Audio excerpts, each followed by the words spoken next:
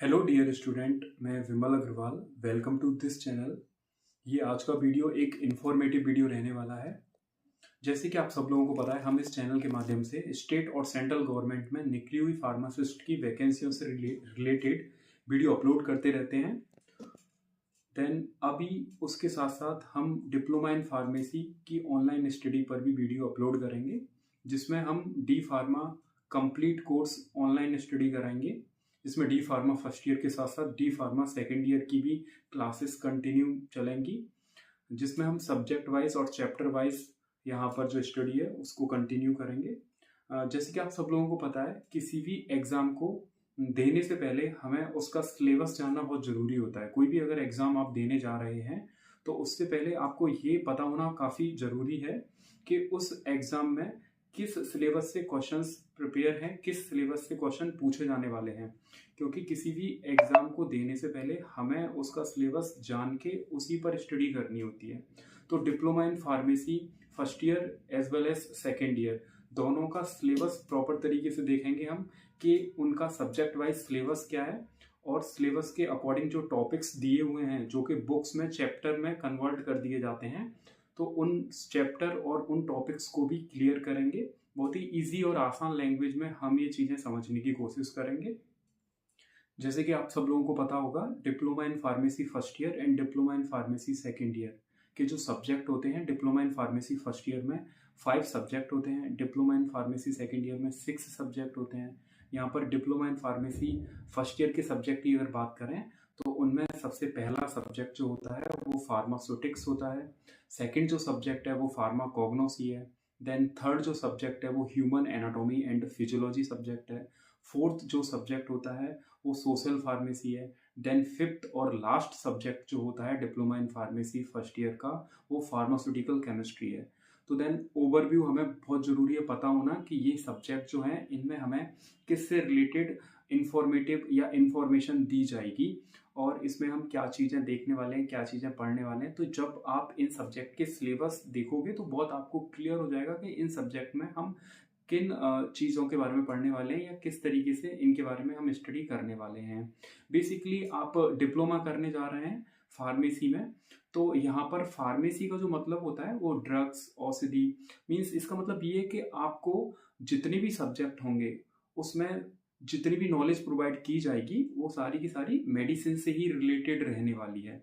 वो आपका diploma in pharmacy first year का पहला सब्जेक्ट फार्मास्यूटिक्स हो, या diploma in pharmacy first year का second subject human anatomy and physiology, या अदर जितने भी सब्जेक्ट हैं उन सारे के सारे सब्जेक्ट में आपको मेडिसिन से रिलेटेड ही यहाँ पर इंफॉर्मेशन दी जाती है।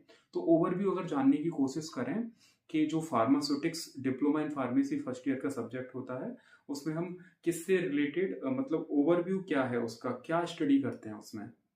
तो फार्मास्यूटिक्स जो सब्जेक्ट होता है उसमें हम डोजेस फॉर्म, जो मेडिसिन होती हैं, जो डोजेस फॉर्म होती है उनको किस तरीके से प्रिपेयर करते हैं, मैन्युफैक्चरिंग करते हैं, उससे रिलेटेड इसमें स्टडी करते हैं। फार्मास्यूटिक्स जो सब्जेक्ट होता है उसमें अभी आपको अगर क्लियर नहीं हुआ है तो थोड़ा सा और डिटेल में देख लेते हैं इसको।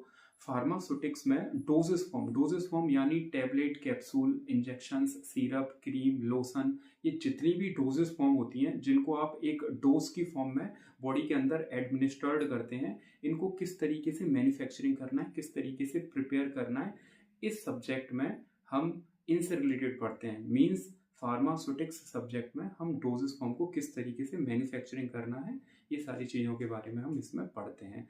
क्योंकि जो भी मेडिकामेंट या मेडिसिनल कंपाउंड होता है वो हमारे पास में जो भी आता है वो रॉ मटेरियल की फॉर्म में होता है। Raw material in the sense कि ये मेडिसिनल कंपाउंड बनते कैसे हैं। तो मेडिसिनल कंपाउंड बनाने के लिए हमें अलग अलग केमिकल्स को रिएक्ट कराना होता है, रिएक्शन कराना होता है, जो कि हमें फार्मास्यूटिकल केमिस्ट्री नाम के सब्जेक्ट में देखने के लिए मिलता है। तो सिंपल है, फार्मास्यूटिकल केमिस्ट्री जो डिप्लोमा इन फार्मेसी का पहला सब्जेक्ट है, या डिप्लोमा इन फार्मेसी का जो फार्मास्यूटिकल केमिस्ट्री सब्जेक्ट है, उसमें अलग अलग डिफरेंट कंपाउंड्स को आपस में रिएक्ट करा के एक raw material medicinal compound form करते हैं।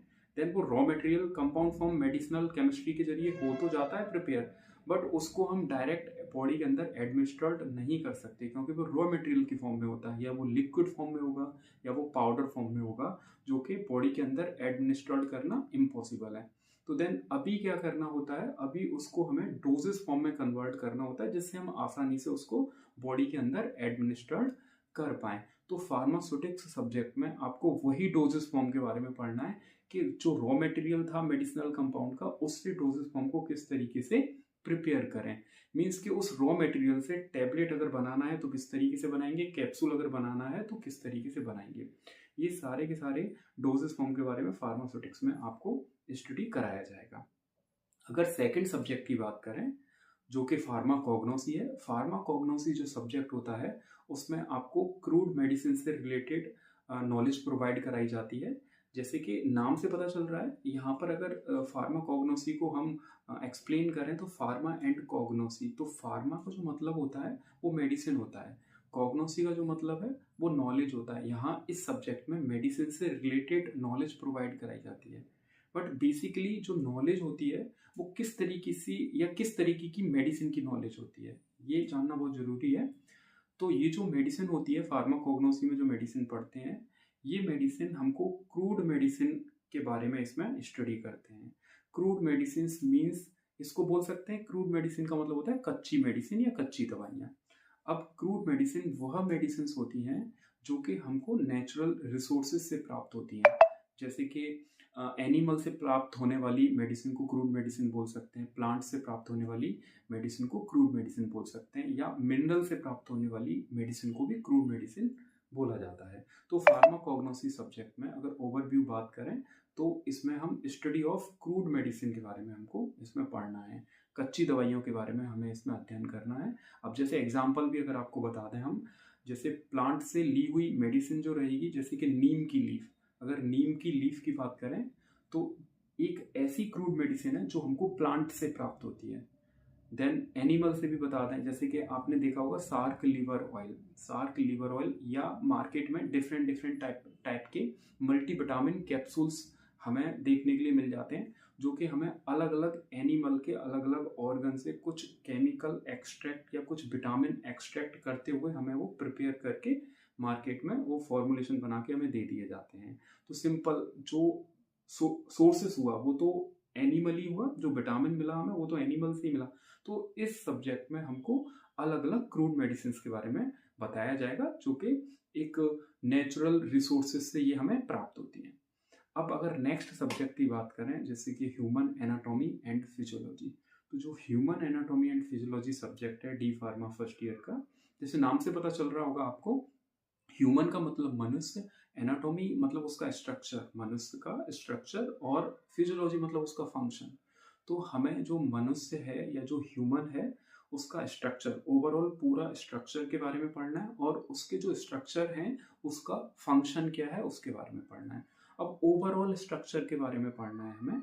अब जो मनुष्य है वो किससे बन के देन बना है, तो मनुष्य जो मेडअप हुआ है, बना है मनुष्य, वो एक कोशिका, एक सेल से मिलके बना होता है। तो हमें सेल के बारे में पढ़ना है। अब सेल, अगर एक से अधिक सेलों को मिला दिया जाए तो एक टिश्यू बन के तैयार होता है, तो टिश्यू के बारे में भी पढ़ना है। जैसे कि हमने स्टार्टिंग में बताया कि जो ह्यूमन एनाटॉमी होता है उसमें ह्यूमन का स्ट्रक्चर एंड फिजियोलॉजी मतलब उसके फंक्शन पढ़ने हैं।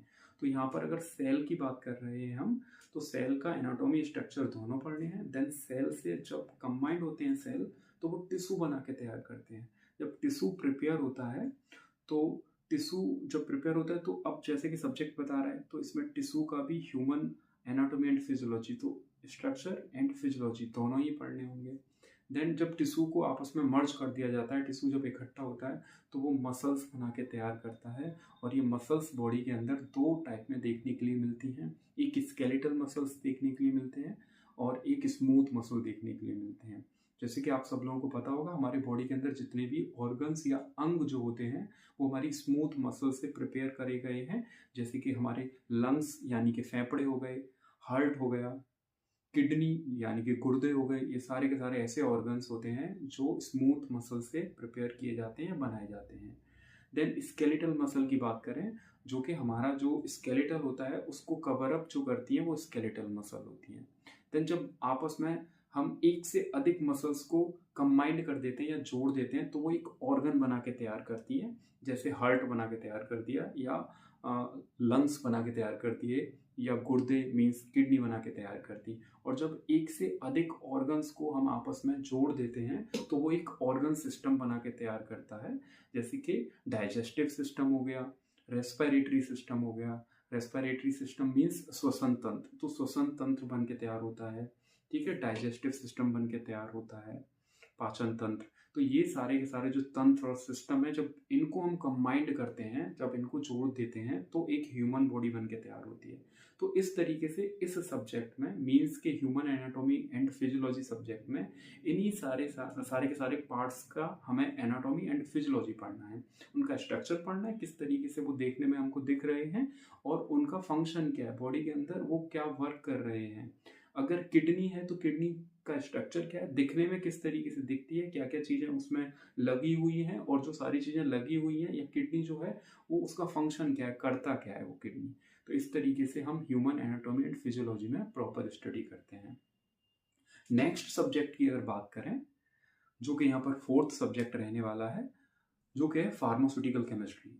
इसके बारे में थोड़ा बहुत हमने अभी पहले भी आपको बता दिया था, जब हम फार्मास्यूटिक्स के बारे में बता रहे थे आपको, तो हमने इसके बारे में भी बता दिया था।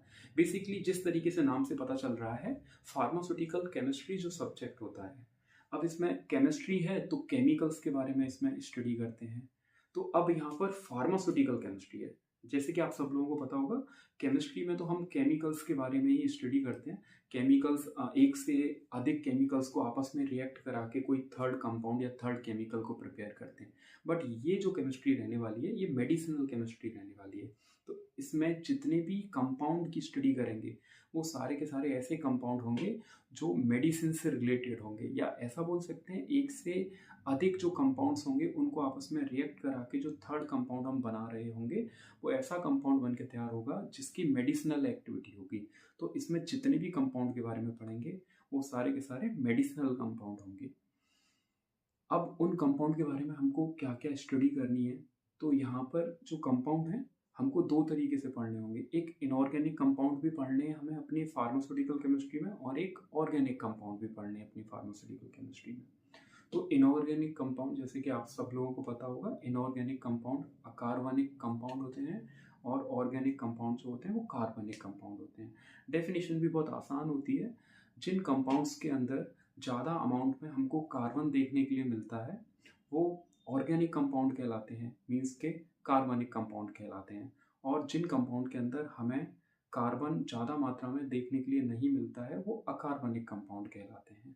जब हम डीपली स्टडी करेंगे, जब हम वीडियो अपलोड करेंगे इस सब्जेक्ट पर, तो ये सारी चीज़ें आपको बहुत अच्छे से क्लियर हो जाएंगी। बेसिकली ओवरव्यू आपको पता होना चाहिए कि फार्मास्यूटिकल केमिस्ट्री में हम कंपाउंड्स के बारे में पढ़ते हैं, और यहाँ पर फार्मास्यूटिकल केमिस्ट्री है तो मेडिसिनल कंपाउंड के बारे में पढ़ते हैं। अब मेडिसिनल कंपाउंड का या मॉलिक्यूलर वेट पढ़ना हो या केमिकल फॉर्मूला पढ़ना हो, तो फार्मास्यूटिकल जो केमिस्ट्री सब्जेक्ट होता है, उसमें हम मेडिसिनल कंपाउंड की कुछ अलग अलग स्टडी भी करते हैं। जैसे कि हर एक मेडिसिनल कंपाउंड की हमको मॉलिक्यूलर वेट पता होना चाहिए, केमिकल फॉर्मूला पता होना चाहिए, उसका फिजिकल प्रॉपर्टीज़ क्या होती है, केमिकल प्रॉपर्टीज़ क्या होती है, वो मार्केट में किस प्रिपरेशन के नाम से हमको मार्केट में प्रोवाइड होता है या मिलता है। देन डोजेस फॉर्म क्या होती है, कितने पर्टिकुलर डोज में बॉडी के अंदर या किसी भी डिजीज़ को ठीक करने के लिए उसका अमाउंट बॉडी के अंदर पहुंचाया जाता है। उसका थेराप्यूटिक यूज़ क्या होता है, मतलब उसका उपयोग क्या होता है उस कंपाउंड का, किसी भी डिजीज़ को ट्रीट करने के लिए या किस डिजीज़ को ट्रीट करने के लिए उसका उपयोग किया जाता है। तो इस तरीके की स्टडी हम फार्मास्यूटिकल केमिस्ट्री में करते हैं। फिजिकल प्रॉपर्टीज़ भी पढ़ते हैं हर एक कंपाउंड की। तो फिजिकल प्रॉपर्टीज से मतलब ये है कि उसके भौतिक गुण क्या होते हैं। जैसे वो पर्टिकुलर कंपाउंड किसी किस में सॉल्युबिलिटी चेक कर लो, उसकी विस्कोसिटी चेक कर लो कि वो वाटर के अंदर सॉल्युबल है या नहीं, या फिर वाटर के अंदर अगर सॉल्युबल नहीं है तो किसी दूसरे कंपाउंड के अंदर या सॉल्वेंट के अंदर सॉल्युबल है या नहीं, किसी अदर सॉल्वेंट के अंदर सॉल्युबल है या नहीं। तो ये सारी चीज़ें चेक करते हैं। मतलब प्रॉपर तरीके से हर एक कंपाउंड की हम स्टडी करते हैं, जिससे आने वाले टाइम में हम आपस में कंपाउंड्स को रिएक्ट करा के किसी मेडिसिन को डेवलप करें, तो हमें उसका प्रॉपर तरीके से नॉलेज होना बहुत ज़रूरी होता है। अदरवाइज़ क्या होता है कि जब हमको प्रॉपर कंपाउंड की नॉलेज नहीं होगी तो हम किसी भी कंपाउंड को रिएक्ट कराते समय कुछ हार्मफुल कंपाउंड भी होते हैं जो कि आपस में काफ़ी हैवी रिएक्शन कॉज करके हमको डेंजरस इफेक्ट भी पहुंचा सकते हैं। तो इस तरीके से ओवरऑल स्टडी हम इस फार्मास्यूटिकल केमिस्ट्री में करते हैं। देन जो नेक्स्ट और लास्ट सब्जेक्ट होता है उसका नाम है सोशल फार्मेसी। तो सोशल फार्मेसी जैसे नाम से पता चल रहा है आपको, इसमें हम मेडिसिन से रिलेटेड या फार्मेसी से रिलेटेड अपने जो समाज होता है उसको अवेयर करने के लिए एक तरीके से ये सब्जेक्ट को बनाया गया है। जिस तरीके से नाम से पता चल रहा है सोशल, सोशल मीन्स समाज, फार्मेसी तो अपना medicine, drugs, doses form, tablet, capsule जितना भी होता है, तो इससे रिलेटेड, फार्मेसी से रिलेटेड समाज को अवेयर करना है। अगर हम फार्मेसी से रिलेटेड समाज को अवेयर कर पाते हैं तो हम बहुत सारी डिजीज़ को प्रिवेंट कर पाएंगे, रोक पाएंगे। तो जैसे कि एक एग्जांपल देके बताते हैं हम कि इस सब्जेक्ट में आपको डिफरेंट डिफरेंट डिजीज़ के बारे में पढ़ने के लिए मिलता है। कुछ ऐसी डिजीज़ जो कम्युनिकेबल डिजीज़ कहलाती हैं। कम्युनिकेबल डिजीज़ मीन्स के एक व्यक्ति से दूसरे व्यक्ति में कुछ डिजीज़ क्या कर जाती हैं, ट्रांसमिट कर जाती हैं। तो ये कम्युनिकेबल डिजीज़ होती हैं। जैसे कि एक बहुत अच्छा एग्जाम्पल है कोविड-19। कोविड-19 के बारे में अगर समाज को बहुत अच्छा अवेयरनेस होता तो इसको हम और काफ़ी हद तक रोक पाते, इसको स्प्रेड होने से रोक पाते, और काफ़ी हमने अवेयरनेस भी स्प्रेड करने की कोशिश की जब भी हम इसको कंट्रोल भी कर पाए। तो इस तरीके की नॉलेज समाज को या लोगों को पता होना काफ़ी ज़रूरी होता है, जिससे वो आने वाली इस तरीके की डिजीज़ में अपना इन्वॉल्वमेंट रखें और उनको स्प्रेड होने से रोक पाएँ, फैलने से रोक पाएँ। तो इस ओवरऑल सब्जेक्ट में आपको इसी तरीके से कुछ डिजीज़ के बारे में पढ़ने के लिए मिलेगा, जिससे क्या है कि अगर हर किसी को नॉलेज होगा कि कुछ ऐसी भी बीमारियाँ होती हैं जो एक व्यक्ति से दूसरे व्यक्ति में ट्रांसमिट कर जाती हैं, तो वो अवेयर रहेंगे और लोगों को इसके बारे में बताएंगे, जिससे डिजीज़ एक व्यक्ति से दूसरे व्यक्ति में स्प्रेड नहीं हो पाएगी। कुछ हेल्थ से रिलेटेड इसमें चीज़ें पढ़ने के लिए मिलती हैं, और भी अलग अलग टॉपिक्स हैं जो कि हमारे समाज से रिलेटेड होते हैं, उनके बारे में हम पढ़ते हैं। जैसे कि एक और एग्जांपल आपको बता देते हैं। जैसे कि कई सारे लोगों को ये नहीं पता होगा कि टीबी, ट्यूबरक्लोसिस एक डेंजरस डिजीज़ होती है, बट अभी तो काफ़ी हद तक उस पर कंट्रोल किया गया है। तो टीबी के लिए, ट्यूबरक्लोसिस जो डिजीज़ है उसके लिए हर एक डिस्ट्रिक्ट में या मोस्टली जो डिस्ट्रिक्ट्स हैं उनमें एक अलग से डिपार्टमेंट बनाया गया है, जहां अगर टीबी का व्यक्ति है, कोई ट्यूबरक्लोसिस जिस व्यक्ति को ये डिजीज़ हो रखी है, तो वो वहाँ पर उस डिपार्टमेंट में, जो कि इंडिविजुअली डिपार्टमेंट बनाया गया है, हर एक डिस्ट्रिक्ट में या मोस्टली डिस्ट्रिक्ट में देखने के लिए मिलता है, वहाँ जाके अपना वो ट्रीटमेंट करा सकता है। इसके बारे में मोस्टली लोगों को अवेयरनेस नहीं है, अवेयर नहीं है लोग, कि उनको ये नहीं पता है कि एक डिपार्टमेंट ट्यूबरक्लोसिस का अलग से है, देन वहाँ जाके आप उसको कवर अप कर सकते हैं, दिखा सकते हैं। और उससे रिलेटेड और भी बहुत सारी अलग अलग तरीके की नॉलेज इस सब्जेक्ट में आपको प्रोवाइड कराई जाती है। जब हम इस सब्जेक्ट के बारे में डिटेल में और डीपली पढ़ेंगे तो हमको और भी बहुत सारे जो टॉपिक्स हैं या ओवरऑल सब्जेक्ट है वो अच्छे से क्लियर हो पाएगा। तो इसी तरीके की वीडियो अगर आप देखना चाहते हैं तो चैनल को सब्सक्राइब करें, बेल आइकन के बटन को प्रेस करें, जिससे हम जो भी वीडियो आपको अपलोड करें उसका नोटिफिकेशन आप तक प्रॉपर तरीके से पहुंच सके। Thank you for watching this video.